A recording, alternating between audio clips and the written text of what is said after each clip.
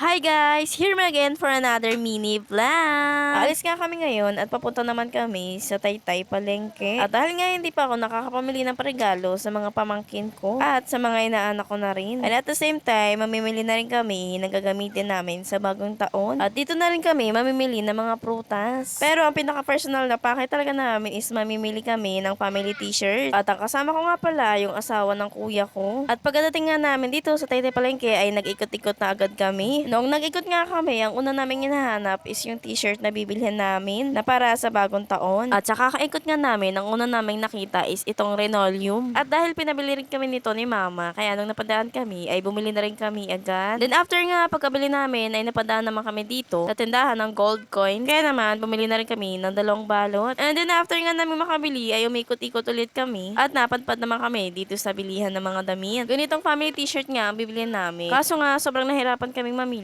dahil iba-iba na yung design. Kung may pare-parehas naman, wala namang pambata. Kaya nga nung wala kaming mapili, ay umalis na rin kami agad at naglibot muna kami sa iba. Pero dahil gutom na kami, kaya kumain muna kami ng siomay. At dahil nga nagugutom na kami at hindi pa talaga kami nanananghalian, 11 AM na nga kami umalis ng bahay at nagluluto pa lang. Kaya naman hindi kami nakakain ng tanghalian. After nga namin kumain ng siomay, ay naglakad na ulit kami dahil malaki-laki pa yung lilibutin namin. Char! At hindi pa nga namin nabibili yung pakay naming damit, itong isa, paltos na ang paa. Kaya paingkod-ingkod na akong maglakad.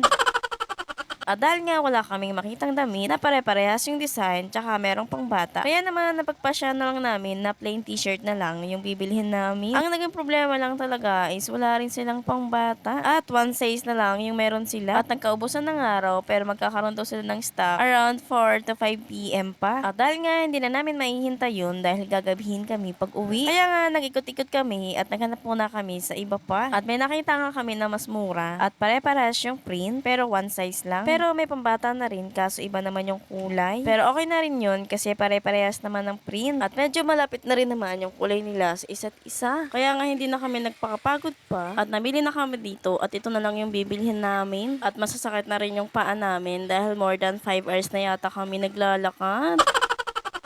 Kaya nga after naming makabili ay umalis na rin kami agad at marami pa kaming bibilhin. At nung napadaan nga kami dito sa binyan ng Torotot ay bumili na rin kami. At since nabili na namin yung mga kailangan namin tulad ng t-shirt at iba pang mga pangregalo, kaya ito at prutas naman ang bibilhin namin. Hinuli nga naming mamili ng prutas dahil nga bukod sa mabibigat ito ay baka madurog pa. At talagang mahirapan kaming magbitbit dahil medyo marami na rin kaming pinamili. At siya na nga rin yung mga namili ng prutas dahil siya naman ang mas nakakaalam kung ano-ano yung bibilhin. At magaling din kasi to pagdating sa tawaran.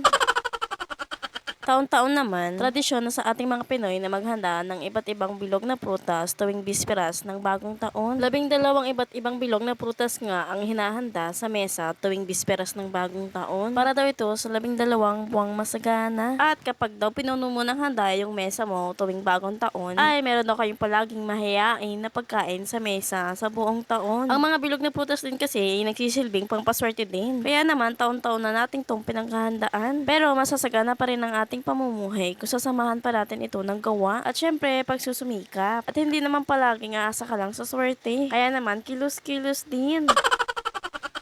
At habang namimili nga yung kasama ko, ay umupo at nagpapahinga lang muna ako dito sa gidli. At tamang pretty muna. Char! Ay talaga namang sinasabi ko sa inyo, umalis ako ng bahay na fresh. Pero uuwi ako mukhang ewan.